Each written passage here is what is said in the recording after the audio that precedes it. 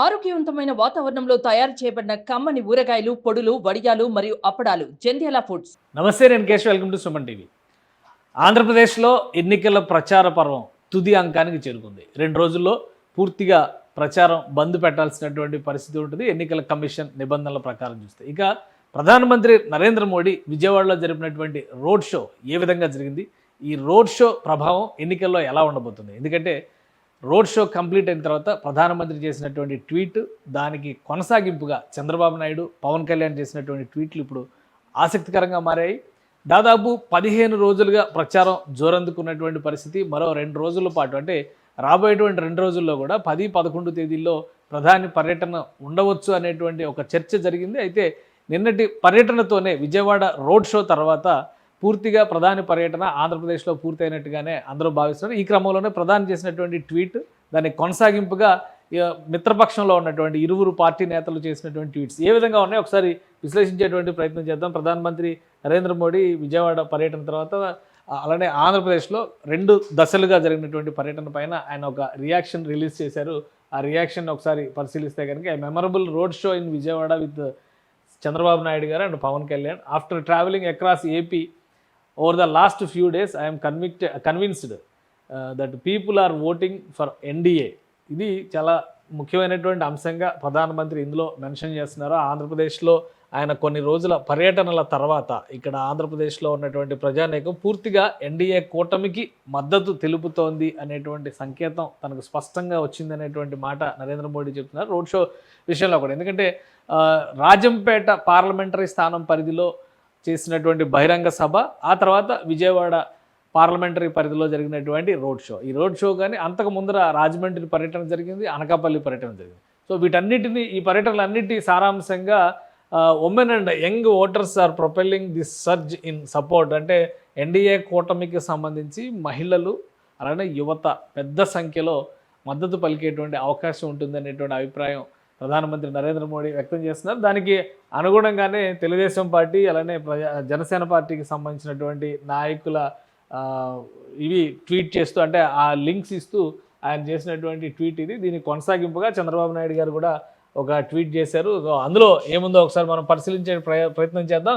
I'm thrilled and moved by huge response. ఆంధ్రప్రదేశ్లో ప్రధానమంత్రి నరేంద్ర మోడీ పర్యటనకు సంబంధించి ప్రధానమంత్రి చంద్రబాబు నాయుడు ఇచ్చినటువంటి రియాక్షన్ ఇది. Huge response from my brothers and sisters to our history-making Vijayawada rally today. The atmosphere was filled with hope and jubilation as our people showered their affection upon Sri Narendra Modi ji and Pawan Kalyan garu. అలానే వీటికి సంబంధించినటువంటి result, Andhra Pradesh will make a new dawn on 4th of June. అంటే voting May 13వ తేదీన జరుగుతుంది. ఆ తర్వాత June 4వ తేదీన కౌంటింగ్ ఉంది. కాబట్టి దాన్ని దృష్టిలో పెట్టుకొని చంద్రబాబు నాయుడు గారు ఇచ్చినటువంటి రియాక్షన్ ఇది.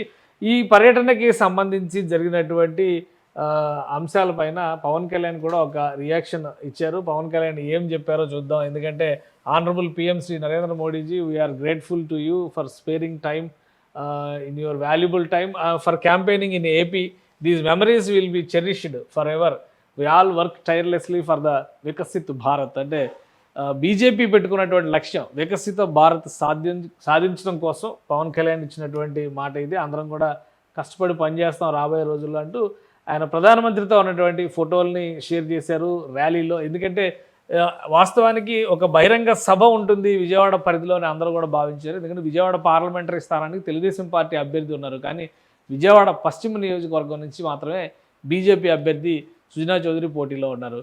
సో అక్కడ బహిరంగ సభ ఉంటుందనేటువంటి అంచనా అందరూ వేశారు. కానీ దాదాపు 2 కిలోమీటర్ల మేరకు ప్రధానమంత్రి నరేంద్ర మోడీ రోడ్ షో నిర్వహించారు. 3 నేతలు కలిసి, అంటే ఇటు చంద్రబాబు నాయుడు అటు పవన్ కళ్యాణ్ని పెట్టుకొని ప్రధానమంత్రి నరేంద్ర మోడీ ఈ రోడ్ షో నిర్వహించారు. అలానే గత 4 పర్యటనలు, అంటే 4 సభల నిర్వహణ, 3 సభల నిర్వహణ, ఒక రోడ్ షో, వీటన్నిటి పర్యవసానంగా చూస్తే ఆంధ్రప్రదేశ్ ప్రజలు ఖచ్చితంగా ఎన్డీఏకి పట్టం కడతారంటూ నరేంద్ర మోడీ ఆశాభావం వ్యక్తం చేశారు. దానికి తగ్గట్టుగా జనసేన టీడీపీ నేతలు రియాక్షన్స్ ఇచ్చారు. ఇక ఎన్నికలకి ఒక కీలకమైనటువంటి సందర్భం. ఎందుకంటే ఆంధ్రప్రదేశ్ తెలంగాణలో, ముఖ్యంగా దక్షిణాది రాష్ట్రాల్లో ఆంధ్రప్రదేశ్ తెలంగాణలో ఎన్నికలు 13వ తేదీన పోలింగ్ జరుగుతోంది. ఆ తర్వాత దాదాపుగా దక్షిణాది రాష్ట్రాలన్నింటిలో కూడా పోలింగ్ ప్రక్రియ పూర్తయినట్టుగానే చూడాలి. ఉత్తరాది రాష్ట్రాల్లో మాత్రం 5, 6, 7 దశలు ఉన్నాయి.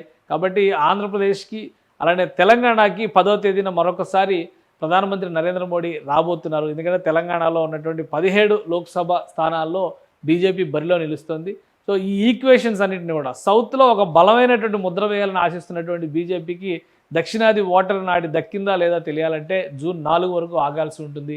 ఓటింగ్ రోజు ఎలాంటి పరిణామాలు జరగబోతున్నాయి, ఎవరికి అండగా తెలుగు ప్రజలు నిలవబోతున్నారు అనేటువంటి విషయాలు కూడా కొంతవరకు నాడి దొరికేటువంటి అవకాశం ఉంటుంది.